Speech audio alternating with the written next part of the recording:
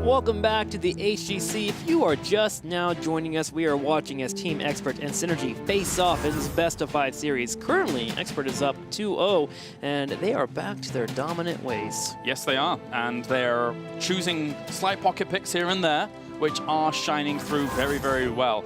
Something like a Stitches, I think they may have anticipated similar lane setups to me, and it would have helped in that, but the lane setup from the beginning from Synergy was wacky, and it didn't work out. Yeah, you need your wave clear. You need to be set up, especially in that top lane in particular. You cannot be in a spot where you can't wave clear and then, of course, fight over that shrine. So it was relatively difficult for them to do so. It seems like Expert, seeing all these hammers lately in Europe, we're like, okay, that's fine. Let's bring back Sergeant Hammer, or let's bring back the Stitches to deal with that Sergeant Hammer, and we'll see if that continues to shake out. Let's get ready for game number 3 here. Let's find out which battleground we are moving to between our two teams here in the best of 5 series. Now, we've already finished up on Dragonshire. We have already played on our other map as well. What is going to be our third map? What will it be? It's going to be Sky Temple. All right, there's going to be a Vikings man. Undoubtedly. It has to be. They've ran it here, they've ran it Towers of Doom, and they've ran it Cursed Hollow. So, obviously, it's something that we want to see from Synergy. It's something that they're willing to show. In fact, it's the most picked hero that Hydra has actually picked in the HGC, which is so weird to say. So, if you don't ban him out, do you think Expert can handle it? That is a good question. I think no. I think they have to ban it. They've shown tendencies in the previous 2 games. I mean, yes, they have been able to show us global presence in some of the past series that they've played, but as of late, things like Falstad, things like Dahaka haven't been as much of a focus point for a team like Expert. Even something like a Zeratul has really only been picked maybe once or twice on Nick. So they would have to implement those things into their game to deal with something like a Vikings, and I think that they just ban it. Don't think about that. It's fine. So the note, too, is if the Viking ban does come out, suddenly Hydra can play his Dahaka, which is something that he's played in the past and he plays very well at. True. I think one of the best ways to break Expert apart is to spread them out as much as you can. They're a team that just seems to be very strong when they are a unit as 5 in terms of they're getting their pickoffs, they know who to call their targets, and they move in on it. So if you get Dahaka, you get the ability to kind of break that apart a little bit more, especially with how strong he has been lately. Any other heroes that might stand out on this battleground? Maybe Chen, but that is more of a 3-lane slash. You need a top laner that can hold. Sky Temple requires teams to come closer together than you would normally see because of those temple faces. Yeah, I can't think of anything outside the norm right now. I think that still Nazebo Zul can have its day on here, nowhere near as strong as some of the smaller maps for sure. But we could definitely see a Nazebo still creeping his way in, because he's got to this point in Europe now where he's actually just a solid ranged assassin, even though he's a specialist, of course, but Gargantuan controls good space, Wall controls good space, and he becomes a monster at level 20. So that's my wildest pick. Hammer's still probably going to make it in. Not bad on this battleground. Yeah, pretty solid. I wonder if Hammer would even work when we go to the Clash in a couple of weeks against teams like North America. They prioritize global so much more. Dahaka, Falstad, Brightwing picked up so often. I don't know. What do you think about that? Can Hammer work against North America? I haven't watched too closely enough to be able to give you that answer. All right. Well, it's time for Sky Temple. Here we go. Ban phase will begin. We are expecting a Vikings ban from Expert. Let's see if they did their homework. Synergy on the other side here. Yep, there it is. Should be a Medivh ban. I just don't think you give it away. Even if they were up 2-0 right now. Just get rid of it. I still wouldn't give away Medivh. So this now comes to the point where I feel Synergy has to make a Tassadar comp. I think that that's probably going to be one of the only ways that you try and beat Team Expert here. The only issue is that Team Expert has been good against Tassadar comps when they've come around from some of the lower teams in the league. So, and also Varian sets up quite nicely to say, okay, if you even did want to go for a Tassadar comp, technically we could go Shattering Throw down the line and then make your late game very, very difficult. But Ragnaros and Falstad being picked up for Synergy is a great little duo for their first 2 picks. It is. I think Ragnaros fell slightly behind a little bit on this battleground. He has a decent poke around temple and such, but still they grab him. I wouldn't mind seeing Tassadar Falstad here. The problem is Expert suddenly can get Zarya, and then they can ban out whatever they want on the second phase if they think Ball is too strong or any other mix-up. Yeah, I would agree. Whilst Molten Core is nowhere near as strong against this map mechanic or battleground mechanic compared to other maps, it's still Sulfura Smash is in a position where it does so much damage from a followed up stun that it can never be ignored fully in the current meta with the way Sulfura Smash is. So, Team Expert, do they just go into Malfurion and something else? Malfurion Jaina, maybe? And just kind of go down the same route as game number 1? What do you think? I can see that. I wouldn't mind Malfurion Zarya, because I think if Synergy doesn't see Zarya in this rotation, I think I would ban it. Well, Expulsion Zone already is not a bad thing to say, okay, we kind of want to control. Zarya Hammer, all right. Wow. Ooh. That is a little play out of Synergy's book from game 1, but of course, Team Expert has been well versed with this anyway. So I'm not surprised to see the Hammer. She has a lot of potency on this map. Yeah, she's been growing a lot on this battleground, as you just mentioned. Every time you get that keep open up in the bottom lane, which she is so good at doing before level 13, especially if you're able to get a boss at any point, it becomes much harder for you to contest those temples. As long as you're up with the rotations, you are fine to go. So Hammer now picked up. Now you're banned here. If you ban Malfurion, well, actually, I think they would ban Rhaegar if they wanted to choke out supports. Ban Rhaegar and then pick up Malfurion, because they actually have a decent win rate with it. They have 42% compared to where Rhaegar is a little bit more untested for Synergy. I feel like unless they want to go down Brightwing and then just go for the full little global comp, I think Sevka might pick Karazim up here in this game. Yeah. It's been like his pocket healer to go to. Chromie ban.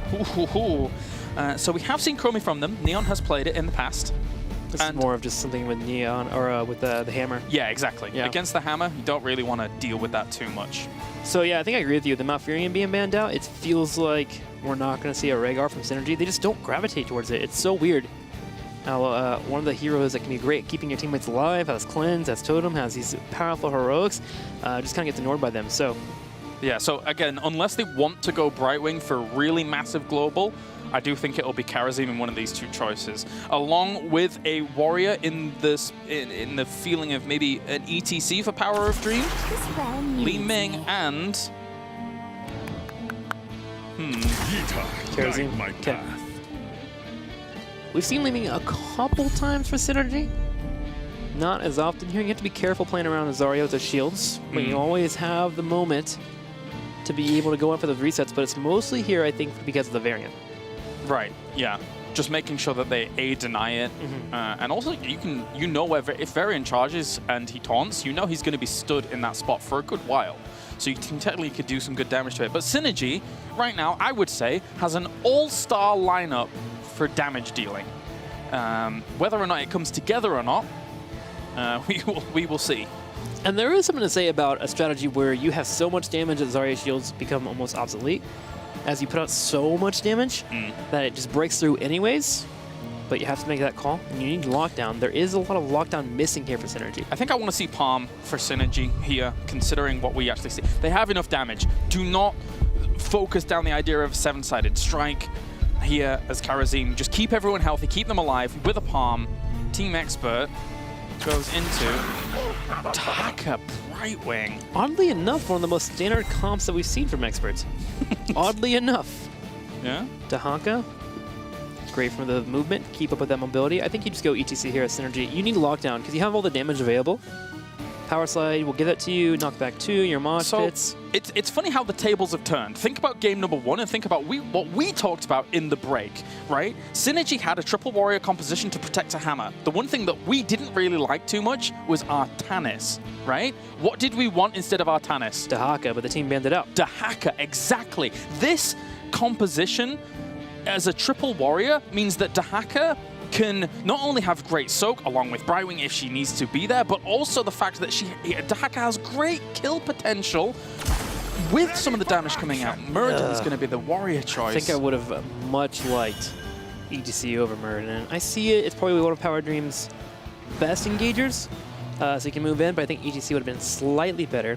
Even with the interrupts available for the opposing team, still the threat of Mosh Pit makes the opponents back up. But back to your Dahaka point. Dahaka's great for triple warrior lineups because we saw in the first game, Brax's holdout, the team fall behind Synergy and they never got a chance to come back. Dahaka makes sure that you never fall behind. If you have waves coming your way, he can go deal with it, but he can also make a team fight. He's the answer if you want to run triple warrior. Yeah. I mean, think about how long it actually took Artanis to deal with that top lane. It took, in game number 1, even in Brax's holdout, it took forever for him to actually try and clean up those waves and then get back into a fight. Dahaka get both of those things done very quickly. He not only cleans up the wave, but he's back into the fight fast because he has Brush Stalker. Yeah. So Dahaka's like, hey, I need 4 seconds, and then I'll be there. Artanis is, I need 2 minutes, and then I'll be there. And at that point, it's not even worth it. So yes, Dahaka, Zarya, and Varian will have hard engage. We'll have shields here. We'll have Dahaka rotations. We'll have map control. We have Brightwing there to help out with that too, in case there needs to be more assistance. All you need to do is make sure that your Sergeant Hammer is safe. Brightwing can do just that. There isn't much dive for synergy here. They have their Muradin into Stormbolt, into Sophia Smash. So they do have combos available. It's just all about actually connecting them. Again, the only hero I don't like for synergy here is the Muradin. I would have rather had ETC heavily to have this matchup actually work out for them, but still, Muradin makes sense. I'm 50-50 on it, because ETC, technically speaking, as a warrior, compared to Muradin, doesn't quite have the front face sustain. Not as tanky, yeah. So I think that they're trying to say, we're a solo warrior with a very strong backline. We just need our warrior to stay alive for a little bit longer maybe than an ETC would, and then we can get the big damage off. But yeah, there's pros and cons to both sides. Yeah. Well, let's see how it will work out here. Game number 3, we are going to Sky Temple. Synergy facing off against Team Expert. Expert looking for the win. All right, to the left-hand side. In the blue, looking to bring it back, it is Sevka going to be playing the Karazim. Power of Dream on Muradin, Neon on Falstad. Next up is Sir Ice Cream, I haven't said that yet, on Li Ming. And then finally, Hydra playing the Ragnaros for Team Synergy. To the far right, Expert is set up as the red team. Curson will be on Brightwing. Bad Benny playing Varian, and he has started to favor that hero often lately. ADRD on Zarya, he seems to love his shields. Blade on Dahaka, and last but not least, Nick on Sergeant Hammer. Now, the one argument you can make for 7-sided strike is that you know your opponent's front line is very tanky, so technically, yes, you're going to get really good value off of those 7% strikes or whatever they are for the 7-sided, but still, I would like Palm better. Still, I think that it should be the way, because if you lose any of your damage dealers at the back, all of these warriors are going to sustain through you anyway. But this is a good little attack onto Bad Benny. I think he's out, though. Yep. Punishing Varian before he gets good at level 4 with that Warbringer. Bringing out some damage. Before he hashtag gets good. Yes. That's where he turns it up. Varian 1-3, you're rubbish, mate. Ragnaros in the middle lane has soaked up a little experience from that engagement that's been occurring. Falstad and Dahaka on the top lane. So now we have our normal setup here when you have a Sergeant Hammer. Usually 3 will be in the lane with her to help her out with her range and keeping her alive. Curson, bring out the play, more power, being aggressive. Going for the engage once again. Stormbolt will be up. He does connect it. Zarya's shield pops out. And Nick with the big 4-man knockback. Boop. Big boop. So what's going on towards the top as well? It's just Falstad versus Dahaka up there. Varian soaking towards mid. This fight will go on forever. There's not much that will happen. And then they're just looking for opportunities for Sergeant Hammer to get on towards things. So now at level 1, we see so much variance from player to player. Advanced artillery for Nick, so he will be doing extra damage on long-distance enemies by 10%, which is always nice if you get graduating range down the line. But mostly Team Expert has been going for the full auto attack. Because then, you know, obviously it's easier to get this to proc later on at level 20 when you do have Nexus Frenzy. And harder for your opponents to stun you. This power keeps going for it here. Stormbolt in, jumping on Nick, but Sevka just taking so much damage there, forced to retreat. We'll be able to heal up. Power now, bopping out. I think you can go graduating range though. Against Muradin. Sophia Smash, while scary, can be shielded. Muradin telegraphs heavily that he's coming in for your engage. If you already have the graduating set up, you should have a couple attacks already. And for supports on point, you can also hit a polymorph and then burn him down. So could see graduating range later on. He's not a fast engager unless he burns his Dwarf Toss into you, right? So, and then that leaves him kind of vulnerable and exposed. Especially against Li Ming, Falstad, very squishy targets. When Muradin's diving at you, you actually don't have to focus on Muradin. You just watch the back line. If you get that graduating range, Herman gets on the back and you hit him with that artillery, and suddenly you are destroying a back line before they even get there. Drag hitting on Muradin. Power will jump away. Sevka will be here for the heals.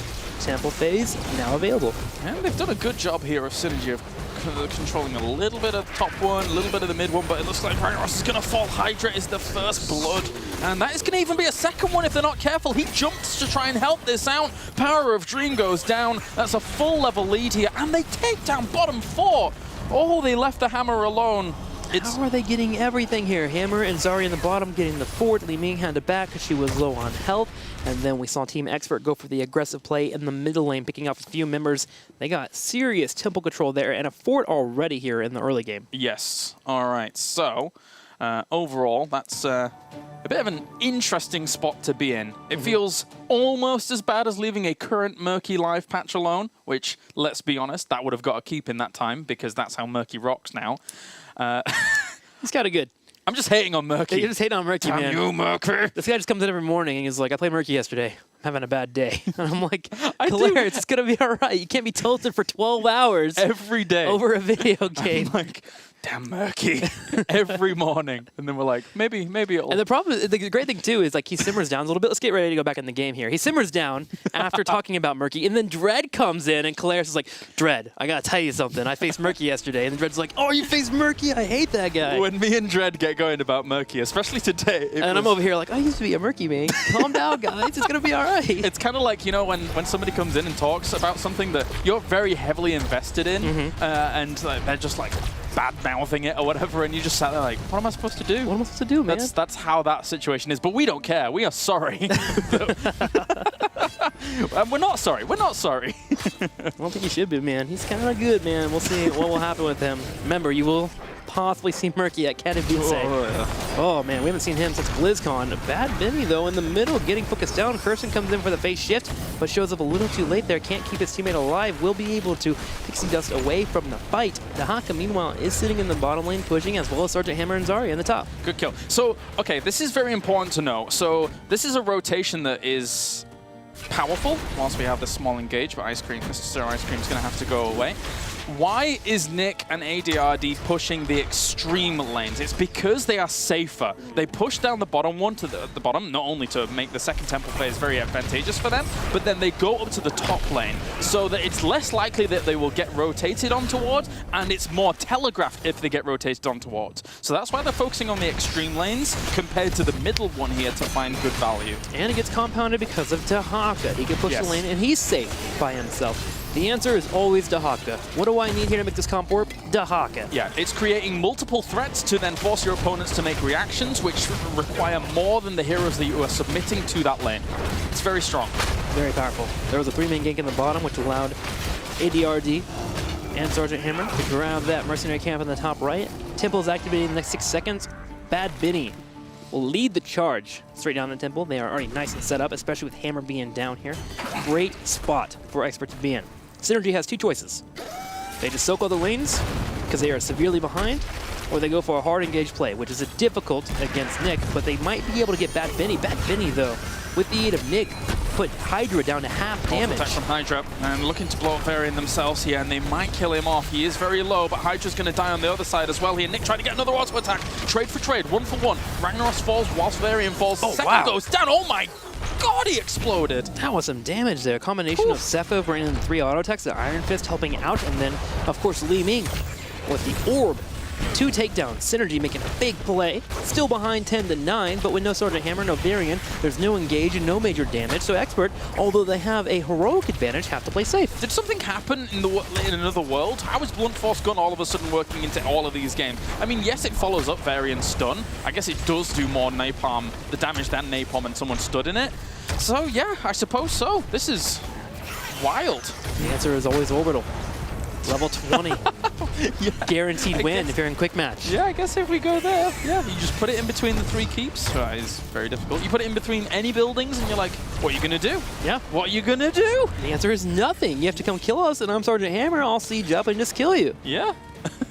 Well, Expert now with the BFG. We'll see how that unfolds. The Synergy finally hits 10 themselves. Wave of 4s, Disintegrate, Sulfura Smash, 7-sided Strike, and Avatar. Yeah, amazing.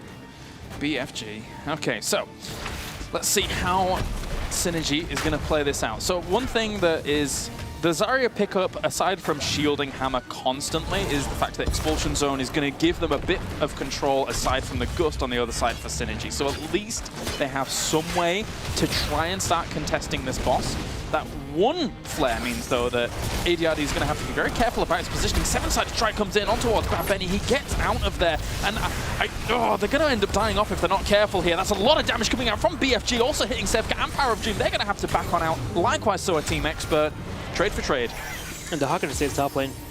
The call was made from Expert. Okay, we got this. We put Explosion down. That allowed Hammer to focus down targets. If she got a kill, great. If not, no big deal. Blade already destroying the top lane, getting it down low on health. It was imperative that Expert didn't lose a member there. Had that happen, suddenly a boss could have been taken for Synergy. Yeah. Give them momentum, so they just played it safe. So Synergy weighed up the pros and cons of, I said I wanted Palm, but again, there is advantage to having seven-sided because you almost know that every strike is going to get out, and it's probably going to have good value against this many warriors.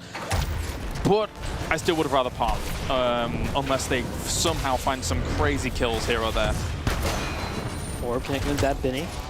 See, I'm on the other side of the camp here. With seven-sided strike, I think you're so into isolation that you need to get kills. And that is one of the ways you can do it. That's what you're looking for. You're right. Stormbolt, isolation, into Orb, into seven-sided strike, and that gives you an immediate 5v4, which makes it much harder for Sergeant Hammer to be strong, and Synergy will take the strength of that kill and push in the bottom lane and look towards a boss. Yeah, so that kill means that at least they got themselves a 13. Flying on down, they have control of this, they have Gust. Good momentum, and you're right, seven-sided strike did give them a lot of that. Probably would have died anyway, but I mean, regardless, because there was a little wall in front of Varian there, so that will be the boss. And they can even just waltz on down with one if they want down towards that bottom temple that's come out at just the right time. But Dahaka's doing Dahaka things. He's actually just playing a solo game right now. He's playing PvE. I have 4 teammates? What is that? Yeah, he doesn't care. I mean the AI in the bottom lane? As the 4 of them will set up here, the Sergeant Hammer should be able to start defending this boss. Dahaka at some point will have to make the call, and he can do it as they are level 13. He could rotate to the bottom temple and force the rest of Synergy to rotate in. It's all about Sergeant Hammer not getting picked off here. Murden will be the enabler for this team. Falsic can fly in at any point too here. I like that Sevka's gone 6 cents at level 13 because he realizes as a Kharazim you've got to be very, very deep into enemy lines there. That's going to be a taunt though on towards Muradin, and he's going to fall down. So now that kind of removes one of the taunt targets that they want to go onto. They just don't want to target Sevka at all because he gains 75% extra armor as now his blade is in isolation, been thrown down, but that Gust will be able to save the rest of them. And Murden's like, where was that Gust earlier? And I got focused down. Dahaka coming in for the rotation, trying to pop on top of Kharazim, but the Gust will save the day for Synergy. They did grab the bottom temple, a majority of them. Can they get all the shots? No, actually, as Good Blade retreat. will come in. Nice jump over the wall there. Good teamwork. Synergy holding on now. Right, slowing pace down for a moment because neither team really wants to fight each other at this very moment in time. We'll have these hard camps being taken. And let's see where the timing out of some camps comes here for Expert. They'll take their easy camp towards the bottom. And I say timing out because they're just going to completely not take that one to the top just yet. They want to clear the way first with Falstad. Maybe have it push a little bit further. If they can time out the hard camp with a wave, that's perfect. And now they see everyone in the middle here, so they know Expert isn't timing out their camp just yet. But Hammer is on the way up there. Blade playing near his teammates Dahaka here. Whenever the game comes down to a slight patient moment where there's no more action on the side of the map, play safe as Dahaka. You don't have to always be pushing. So he's floating around the bottom here, waiting for Synergy to show where they are on the battleground. So as much as they wanted to delay their hard camp being an option, Team Expert kind of still comes out on top, unless Falstad really puts a lot of pressure up there, but Dahaka could quite easily go and equalize that out if he wanted to. 16 and 16 is so close between these two teams right now. Oh, is Falstad there? No, he's not. Okay. Dahaka's by himself on the right. I think he's sitting in a bush. The Minion Kharazim did show to him. Yeah, I mean, that 4 alone up there means that a lot of Synergy has to go up there and try and solve that puzzle, that problem. So Dahaka just sits down there, waits for a little bit, knows that they've all left. He's only just seen 2 of them in mid lane, and then he can easily just go and clean up that easy camp to the bot. And then Rush Stalker up. Tower's coming for a play. He jumps in. The knockback immediately, though. ADRD will get hit by the Stormbolt, but is able to escape. Nice shield there. Beautiful cuts of glass. Neon flies in for a mighty gust, but because Expert handled that situation so well, They're able to walk away from the fight, and Dahaka clears bottom, and now they can get 16 and start the re-engage. Yeah, just chill. There's, as soon as they've got the 16 here, just now there is the potential. So Synergy has to position themselves very carefully because they only have one warrior, and any ranged members are going to be quite near these bushes down towards the bottom. So that's when Dahaka can pounce if they are not careful. Going on towards Bad Benny, Sulfura Smash misses. This is the moment where Dahaka comes in. As Expert goes in for the engage, go. here he is. He brush talks in. The explosion zone out. Sefka's able to jump over. Power is stuck on the back right. They're looking for it. The drag comes out. Power low on health. Avatar is stated. We do have the Molten Core pop, though, from Ragnaros. It's sieging from afar.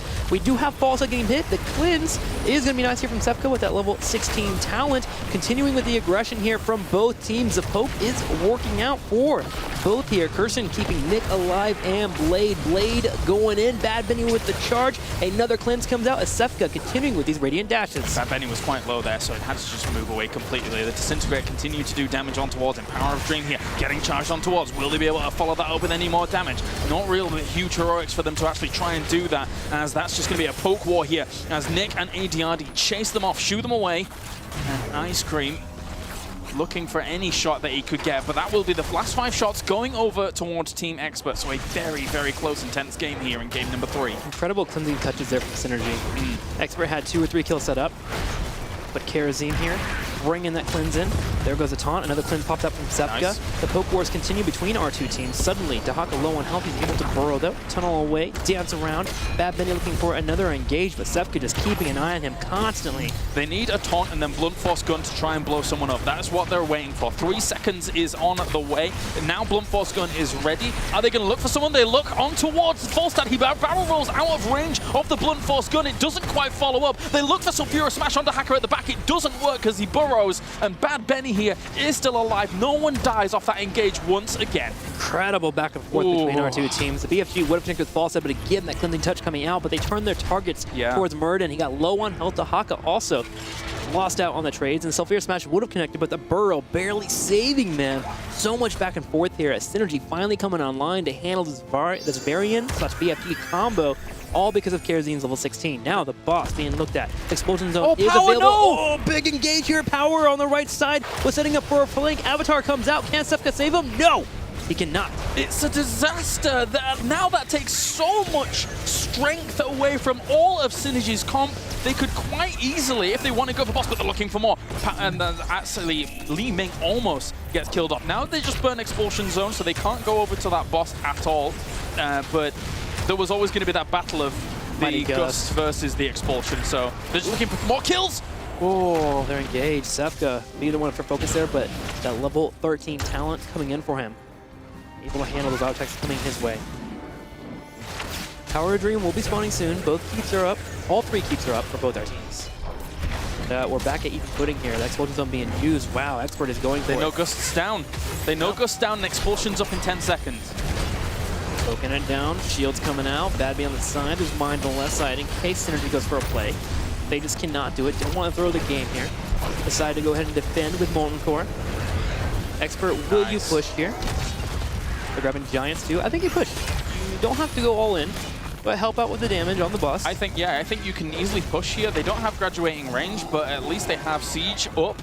And also Taunt and Blunt Force Gun is off cooldown, and the wall is still up, so if they were to get an Expulsion Zone in front of that and try and zone them out whilst they were able to get big damage on towards the wall with Nick, then the boss could have more power on towards that key. But they're in position now. We can bring in Blade here instead of bringing top lane for the clear. Falstad is on the right. There is a Mighty Gust available. ADRD, there we go. Big Gust coming out. Blade on the left side. Power goes in. We do have Sefka on the side here. Big taunt on Falstad on the right. He's able to get away there with a cleansing touch. Isolation does connect with Kerosene, so he's blinded slightly here. Varian looking for an engage. Does jump on Power. Can they get him?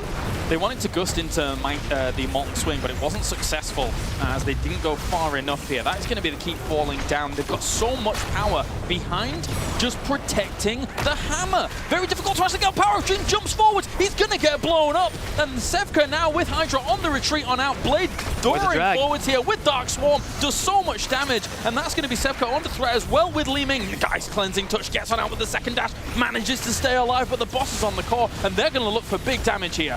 3 members here to defend for Synergy. Expert focusing it down. Nick is being protected. Bad Benny in the front line, holding down. The core is getting low on health. Yes, be careful. Neon low on HP at the same time. Shield. Nick does get the shield, 80%, dropping down to 70 here. Explosion zone coming out. Bad Benny goes for the engage. They're gonna get it. They're gonna get on top of Sefka. He's low on health. The Gust does come out. The core is being focused down. Big hammering, connecting. They can't stop Hammer. They can't stop Hammer here. They don't have Gus. They don't have any tools. That will be GG. Team Expert takes it 3-0 here. And that is a performance coming out from them. Very well done. That it was. And I think it was a statement that they needed to make here. After the last couple of weeks, again, going against the top 3, you start to have that doubt of, like, are we still a good team? The community even themselves are like, is Expert a good team? Do they cheese a little bit too much? But they come in here into week 5. And with the bottom 4 teams, they show that they still are very dominant. They just need to clear up a little bit in terms of standard play, and they can still compete. Absolutely. They've shown that, I mean, against every single other team other than the big 3, it was 3-0, 3-0, 3-0, 3-0. Yeah. So that really solidifies themselves as absolutely the 4th best in Europe right now. Going into phase 2, there is definitely some room to improve going up against the big 3, but they have the chops to do it. Yeah. That's the great thing to see about them. They still put themselves in the top 4. If we were to talk about the big top 4, Expert's always there at the bottom, right? Yeah, They're the demigods, if you will, to the gods here that are in the top 3. And they continue to show, and with it being a league format, they can keep growing as a team and continue dominating here. Synergy on the other side, gosh, they have so many moments where you can see the gloriousness behind that team and what they can do well, and if they could just power through, but still sitting at the 7th slot. Again, what we talked about with Be Genius, this is more of an opportunity for them to learn. And it feels like they are learning. Every single week I see something a little bit new, a little bit different. They're willing to play against a variant taunt combo, and they bring out Karazim, so they have the cleansing touch at 16. Smart play there. They just have to wait to get to level 16 and be able to have that moment where they spark. So I'm just waiting for Synergy, man, to continue growing. Yeah, definitely. If they stick together and continue to synergize, it has to be done. They can push themselves even just a little bit further. So Europe's just shaping up in a beautiful fashion. Yeah, I love commentating and watching this league. Well, we're gonna try and get on with Bad Benny. Bad Benny, thank you for joining us. Hello. Hey, Bad Benny, congratulations on your victory, a solid 3-0 against Synergy. How are you guys feeling in week 5? It feels good. I mean, the last 2 weeks were a bit rough, but we just have to do our best and keep on playing our game. Awesome. Good stuff to see. Of course, you guys had a rough road against the top 3, but it seems like you guys, when it comes to being 4th and all the teams below you, you just dominate so well. What do you think you guys have to do to start competing against the top 3? I think we just have to be more consistent, basically. Like, there are some internal things we have to work on as a team that the other teams are doing better right now, but I think we are better than the top 3 at other points of the game. So we just have to get our act more clean. Bring it all together. Awesome. Very cool. I want to ask about the Stitches pick in Dragonshire towards the very end. What was the motive for you guys behind picking that into the composition that we saw from Synergy? Can you talk us through that process? So they had Zarya Hammer. Like, against those picks already, it's pretty. They had Zarya Hammer, right? And it. They had Hammer. I need to find the draft pick. Hammer, Muradin, ETC, Nazebo, and Brightwing. Oh, it was not the Zarya game. Okay. So Hammer in general, Nazebo in general, very easy targets to hook, kind of, and very, like, if you hook them, you usually win the fight as well. And with Stitches, like, you can go both ults, and he's like good against everything they had, kind of. If I went Bile, I'm good against the tanks. If I went Gorge, we got like a win condition all game by just getting Gorge over and over. Cool. So yeah. I want to talk to you about the meta that's starting to evolve because of you guys. It seems like Zul and Nazebo, man, we are seeing it everywhere now. How do you guys feel about creating this new composition that seems to be everywhere? I mean, ADR is always saying that, they're stealing our strats now again. And that's usually true in a lot of cases, actually. But, I mean, of course it's good for the scene that other teams are picking up on the good things as well. So when is the ADRD Murky composition coming together? No, please. Next patch. Okay. We're already practicing it. It's happening. I am so excited for that. Awesome. Well, Bad Benny, congratulations to your team. You guys have been doing it so well. Continue to be up here in the top 4 in the HGC standings. And again, if you have any shout-outs, please let us know. Yeah, of course, Team Expert, my teammates, and to Synergy as well for putting up a good fight. Awesome. That's all. Cool. Congratulations, man. Again, to Team Expert as they earn a 3-0 victory over Synergy. Well done by them. This was the team when we first started in week 1. You were just like, Expert, I am on this ship, and I will watch them as they continue to sail. Absolutely. I mean, a lot of people know that I fly the Dignitas flag high because I have my Brits there, but definitely Expert for me is another team that I think that we like to root for an underdog in Britain, right? We like to, one, it's normally us because Britain's rubbish, but also, two, you know, we like to root for people that might be able to, you know, get into those top spots or whatever. And Expert's definitely one of those teams, so it's going to be very exciting in Phase 2 onwards to see if they can clinch one of those spots. Before we even move into Phase 2, though, Katowice Yeah. is coming up in a couple of weeks, March 3rd to the 5th. Guys at home, be ready for it at 1 a.m. Pacific Standard Time. Also, 10 a.m. CET. You guys will be able to watch all those games come out. Now, of course, let's check out the stats of the teams that will be fighting there. As a reminder, these are the top 5 time deads for the Hero Global Championship. Faye, Snitch, June, Michael Udall, and Caterpillar here. So lots of information, things to watch out for as we head into Katowice. Lots of stats to think about, and of course, break those stats. I remember earlier we saw the KDAs. I know Michael Udall has already stated that he's going to take over the spot over Snitch on Twitter, but Snitch obviously is going to have a different opinion about that. And then we heard Cracknix yesterday, I think, saying he's going to destroy Udall. Yeah. We're going to see like 5 global comps where they just dive Udall constantly, lose the game, but kill his KDA. At least we got him. At least we got him there. So that's going to be it here for HGC Europe. Before we go, obviously, a sad moment here in HGC Europe. Caleres, this is your last day, your last week. You've been here for the last 5 weeks, and you have been an absolute rock star. I know from myself and, of course, everyone here at HGC, thank you so much for coming out and helping us with Europe. You've dominated so much. And as a friend, dude, you've just been such a great person, so thank you a lot. Thank you very much.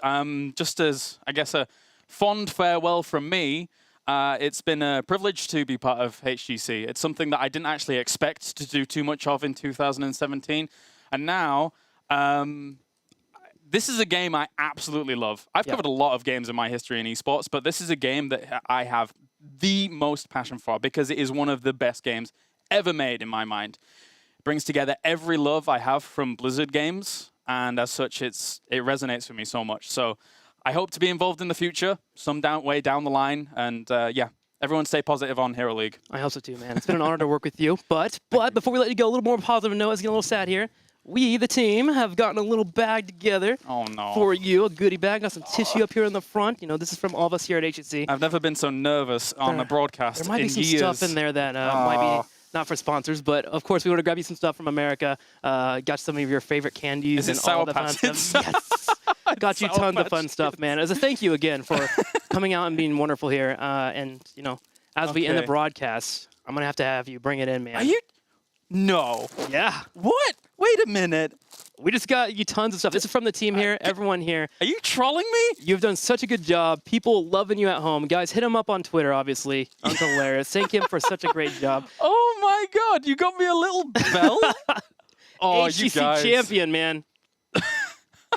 A HGC belt. Oh, you guys are legendary. I can't believe. You're going to make me cry. Oh, thank you so much. Dude, no problem. Lots of lovely snacks in here that are going to destroy me. You deserve it. So, again, as we end the HGC, we'll see you guys at IM Katowice. Before we go, I am giving you a hug, man. It's coming in. Come on. I'm not even taking my headset off. I'm audible whilst we're doing this.